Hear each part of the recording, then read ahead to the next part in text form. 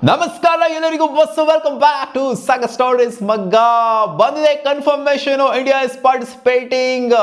ಏನ್ ಹೊಸ ಟೂರ್ನಮೆಂಟ್ ಅಲ್ಲ ಹಳೆ ಟೂರ್ನಮೆಂಟ್ನೇ ಬಟ್ 7 ವರ್ಷ ಆದ್ಮೇಲೆ ಬರ್ತಾ ಇರುವಂತ ಟೂರ್ನಮೆಂಟ್ ಇದು ನೋಡಿ ಇದು ವರ್ಲ್ಡ್ ಕಪ್ ಗಿನ್ನ ಗ್ರೇಟ್ ಅಂತ ಹೇಳ್ಬೇಕು ಯಾಕಂದ್ರೆ 7 ವರ್ಷ ಆದ್ಮೇಲೆ ಟೂರ್ನಮೆಂಟ್ ನಡೀತಿದೆ ಲಾಸ್ಟ್ ಈ ಟೂರ್ನಮೆಂಟ್ ನಡೆದಿದ್ದು ಬಂದ್ಬಿಟ್ಟು 2017 ಅಲ್ಲಿ ಯಾವ್ದಿದು tournament Hong Kong sixes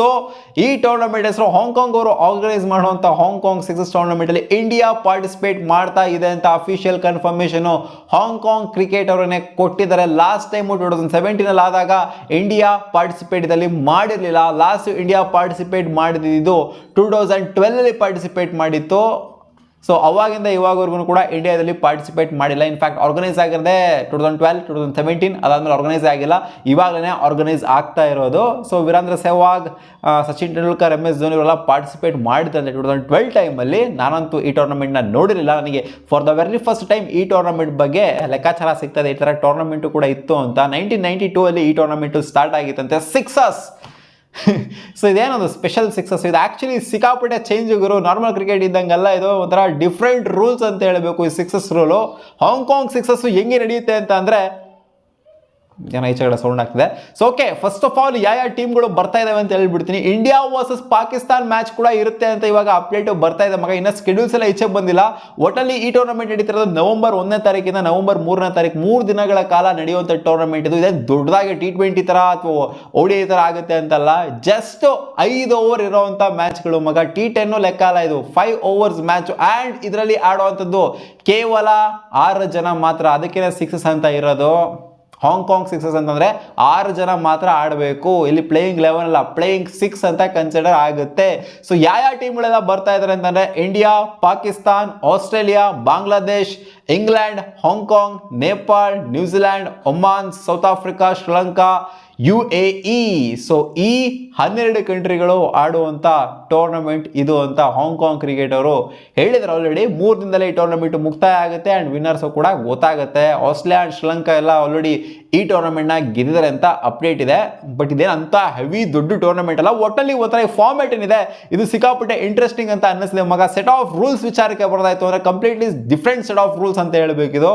Hong Kong ಸಿಕ್ಸಸ್ಸು so ಇದರಲ್ಲಿ 6 ಜನ ಮಾತ್ರ ಆಡೋದಕ್ಕೆ ಆಗೋದು ಅದರಲ್ಲಿ 4 ಜನ ಮಾತ್ರ ಫೀಲ್ಡ್ ಮಾಡೋಕ್ಕಾಗೋದು ಒಬ್ಬ ಬೌಲರ್ ಇರ್ತಾರೆ ಒಬ್ಬ ವಿಕೆಟ್ ಕೀಪರ್ ಇರ್ತಾರೆ 4 ಜನ ಫೀಲ್ಡಿಂಗ್ ನೀವು ಎಲ್ ಬೇಕಾದ್ರೆ ನಿಲ್ಸ್ಕೋಬಹುದು ಸೊ ಈ ಥರ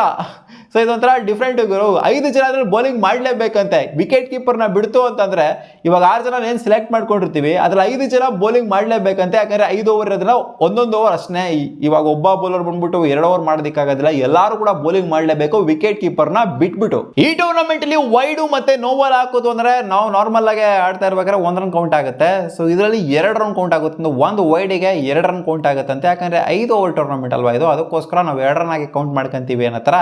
ಅಪ್ಡೇಟ್ ಇದೆ ಮಗ ಇದೊಂಥರ ಡಿಫ್ರೆಂಟ್ ಇದೊಂಥರ ಯಾವುದೋ ಒಂಥರ ಗಲ್ಲಿ ಕ್ರಿಕೆಟ್ ಫೀಲ್ ಬರ್ತಾಯಿತ್ತು ನನಗೆ ಇದರಲ್ಲಿ ರನ್ನರ್ ಕೂಡ ಇರ್ತಾರಂತೆ ಮಗ 5 ವಿಕೆಟ್ ಬಿತ್ತು ಅಂತ ಅಂದ್ರೆ ಸಿಂಗಲ್ ಬ್ಯಾಟಿಂಗ್ ಇದೆ ಅಂತ ಇದೆ ಸಿಂಗಲ್ ಬ್ಯಾಟಿಂಗ್ ಅಂದರೆ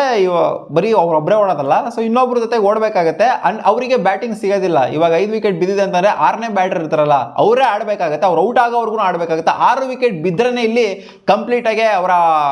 ಒಂದು 5 ಓವರಲ್ಲಿ 6 ವಿಕೆಟ್ ಬಿದ್ದರೆ ಮಾತ್ರ ಅವ್ರದ್ದು ಸೈಡ್ ಕಂಪ್ಲೀಟ್ ಆಗಿದೆ ಅಂತ ಅರ್ಥ 5 ವಿಕೆಟ್ ಬಿದ್ದರೆ ಸಿಂಗಲ್ ಬ್ಯಾಟಿಂಗ್ ಇದೆ ಅಂತ ಇವಾಗ ಇದೆ ಮಗ ಅಪ್ಡೇಟ್ ಇದರಲ್ಲಿ ಸೊ ಇದರ ಡಿಫ್ರೆಂಟ್ ಆಗಿ ನೋಡೋ ಥರ ಇರುತ್ತೆ ಯಾರು ಕೂಡ ಈ ಥರ ನೋಡಿರೋದಿಲ್ಲ ಸಿಂಗಲ್ ಬ್ಯಾಟಿಂಗ್ ಆಡತ್ತರ ರನ್ನರ್ ಎಲ್ಲ ಇಟ್ಕೊಂಡು ಆಡತ್ತರ ಸೊ ಇದೆಲ್ಲ ನೋಡೇ ಇರೋದಿಲ್ಲ ಸೊ ನೋಡೋಣ ಯಾವ ಥರ ಇದು ಡಿಫ್ರೆಂಟ್ ಆಗಿ ಫಾಲೋ ಆಗ್ತಿದೆ and ಫೈನಲಲ್ಲಿ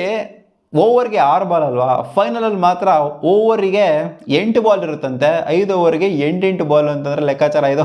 so 1 over almost extra ಆದಂಗೆ ಲೆಕ್ಕ 1 ಓವರ್ ಅಲ್ಲ ಇನ್ಫ್ಯಾಕ್ಟ್ 10 ಬಾಲು ಎಕ್ಸ್ಟ್ರಾ ಆದಂಗೆ ಲೆಕ್ಕ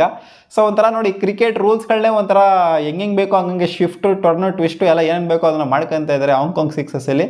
ಸೊ ಇನ್ನೂ ಅದು ಏನೇನೋ ರೂಲ್ಸ್ಗಳು ಇದಾವೆ ಗುರು ಸೊ ಸದ್ಯದ ಮಟ್ಟಿಗೆ ಸೊ ಇನ್ನೂ ಸ್ಕೆಡ್ಯೂಲ್ ಎಲ್ಲ ಅನೌನ್ಸ್ ಆಗಿರಲಿ ಡೀಟೇಲ್ ಆಗಿ ರೂಲ್ಸ್ಗಳನ್ನೆಲ್ಲ ನೋಡೋಣ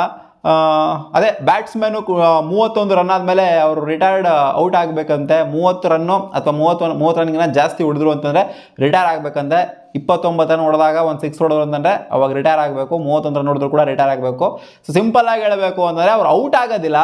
ಲಾಸ್ಟಿಗೆ ಬರ್ಬೋದಂತೆ 5 ವಿಕೆಟ್ ಬಿದ್ದಾದ್ಮೇಲೆ ಅವ್ರು ಬರ್ಬೋದಂತೆ ಬಂದ್ಬಿಟ್ಟು ಅವ್ರ ಬ್ಯಾಟಿಂಗ್ನ ಅವ್ರು ಕಂಟಿನ್ಯೂ ಮಾಡ್ಬೋದಂತೆ ಬಟ್ 30 ರನ್ನು 31 ರನ್ನು ಅವ್ರದ್ದು ಮ್ಯಾಕ್ಸಿಮಮ್ ಅಂತೆ 30 ರನ್ ಹೊಡೆದಾದ್ಮೇಲೆ ಬೇರೆಯವ್ರಿಗೆ ಅವಕಾಶ ಕೊಡಬೇಕು ಅಂತ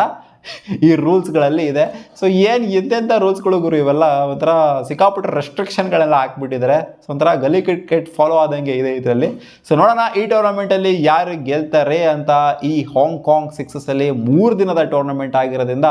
ಟಕ ನಂಗೆ ಮ್ಯಾಚ್ಗಳು ಕಂಪ್ಲೀಟ್ ಆಗುತ್ತೆ. ಜಸ್ಟ್ 5 ಓವರ್ ಮ್ಯಾಚ್ಗಳಲ್ವಾ, ಸೊ ಪಟ್ ನನಗೆ ಆಗೋಗ್ಬಿಡುತ್ತೆ. ನೋಡೋಣ ಅದು ಯಾವ ಥರ ಆಗುತ್ತೆ ಈ ಟೂರ್ನಮೆಂಟ್ ಅಂತ. ನಿಮಗೆ ಏನು ಅನ್ನಿಸ್ತಿದೆ ಮಗ, ಈ ಟೂರ್ನಮೆಂಟಲ್ಲಿ ಯಾರು ಚಾಂಪಿಯನ್ಸ್ ಆಗಬಹುದು ಅಂತ ಅನ್ನಿಸ್ತಿದೆ? ಕಾಮೆಂಟ್ ಸೆಕ್ಷನ್ ಕಾಮೆಂಟ್ ಮಾಡಿ ತಿಳಿಸಿ. ಆ್ಯಂಡ್ ಈ 6 ಜನ ಯಾರು ಇರಬಹುದು ಇಂಡಿಯಾ ಕಡೆಯಿಂದ ಅಂತ ಅದನ್ನು ಕೂಡ ಕಾಮೆಂಟ್ ಸೆಕ್ಷನ್ ಕಾಮೆಂಟ್ ಮಾಡಿ ತಿಳಿಸಿ. ಸಿಗೋಣ ಮುಂದಿನ ವಿಡಿಯೋದಲ್ಲಿ ಗಾಯ್ಸ್, ಬಾ.